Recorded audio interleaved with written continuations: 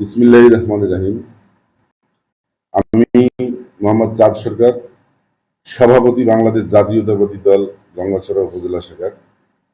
আমি আমার রাজনৈতিক দীর্ঘদিনের রাজনীতিতে যে গঙ্গাচড়া রাজনীতিতে আমার ভূমিকা, সেটা হচ্ছে আমি বাংলাদেশ জাতীয়তাবাদী যুব দলের দীর্ঘদিন সভাপতি ছিলাম।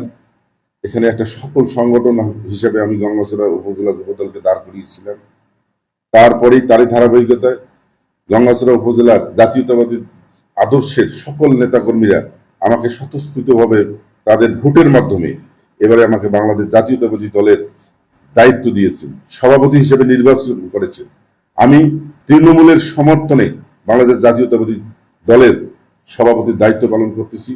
আমি শুধু বাংলাদেশ জাতীয়তাবাদী দলের নেতা হিসেবে এই গঙ্গাচড়ার রংপুর 1 আসনের মানুষের সঙ্গে আমি বিভিন্নভাবে মিশে আছি। আমি বর্তমান গঙ্গাচড়া উপজেলার বিএনডিবির চেয়ারম্যানের দায়িত্ব পালন করতেছি। আমি দীর্ঘদিন বিনা প্রতিদ্বন্দ্বী গঙ্গাচড়া উপজেলা দলীয় লেখক সমিতির সভাপতি হিসেবে সেখানেও মানুষের সুখে দুঃখে পাশে আছি। গঙ্গাচড়ার মানুষের উন্নয়নকে নিয়ে আমি চিন্তা ভাবনা করি। আমি বাংলাদেশ জাতীয়তাবাদী দলের দায়িত্ব পালন করা অবস্থায় বিগত দিনে মামলা হামলার অনেক শিকার হয়েছি। আমার নামে মামলা হয়েছিল, আমাকে গুম করার পায়তারা করা হয়েছিল।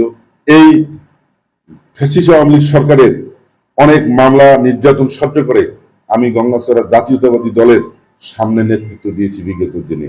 আজকে তৃণমূলের নেতাকর্মীরা বিশ্বাস করে যদি রংপুর 1 আসনের আমাকে ধানের শীষের নমিনেশন যদি আমাকে জনাব তারেক রহমান যদি আমাকে মনোনীত করেন, তাহলে এই রংপুর 1 আসন ধানের শীষের প্রতীক নিয়ে আমরা জনাব তারেক রহমানকে উপহার দিতে পারবো।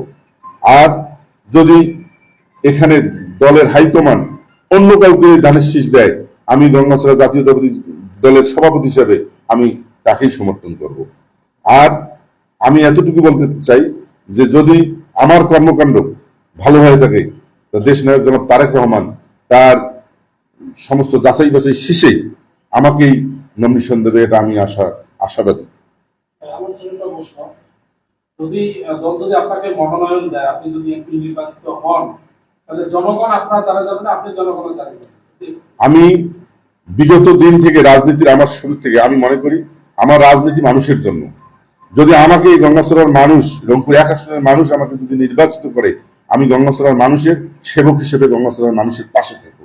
গঙ্গাচড়ার মানুষ আমার কাছে যেটা প্রত্যাশা করে, সেটা আমি সেই সেবা দেওয়ার চেষ্টা করব। আমি গঙ্গাচড়ার মানুষের সেবক হিসেবে থাকবো, আমি তাদের পাশে থাকবো।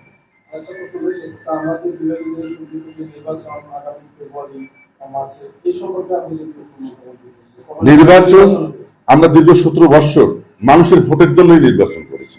আজকে হয়তো একটা দল এই নির্বাচনকে বিলম্বিত করার জন্য সংস্কারের কথা বলতেছে, বিভিন্ন অজুহাতে নির্বাচনকে বিলম্ব করতে চাচ্ছে। বাংলাদেশের মানুষের প্রত্যাশা, বাংলাদেশের মানুষের আশা, এই দীর্ঘ 17 বছর তারা ভোট দিতে পারেনি। এই ভোটের লড়াই সংগ্রাম আমরা 17 বছর করেছি। আমরা চাচ্ছি একটা সুন্দর সুষ্ঠু নির্বাচনের মধ্য দিয়ে একটা নির্বাচিত সরকার আসবে, সেই সরকার বাকি অসমাপ্ত যে সমস্ত কাজ আছে সেগুলো করবে।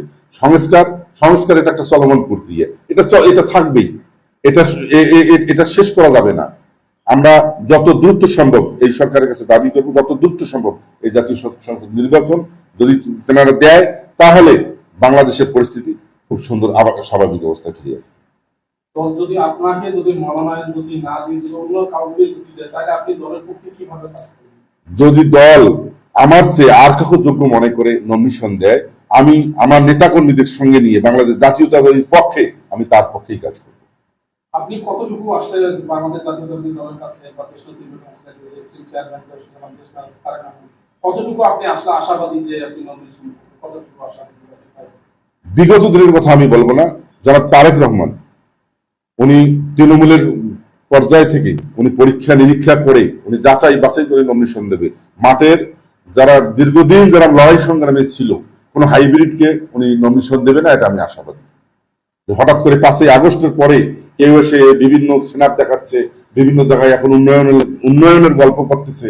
আমি মনে করি এই উন্নয়নের গল্প 5ই আগস্টের পরে আসি করলে এগুলো জনাব তারেক রহমানের লেগে প্রশ্রয় দেবে না। জনাব তারেক রহমান পরীক্ষা নেবে, যারা দীর্ঘদিন মাঠে ছিল সেই সমস্ত পরীক্ষিত সৈনিককে যদি নমিনেশন দেয়, সেক্ষেত্রে আমি 100% আশাবাদী। আর যে দল থেকে যে রাষ্ট্র কাঠামোটা দিয়েছিল তার সংক্ষিপ্ত আকারে 2টা কাঠামো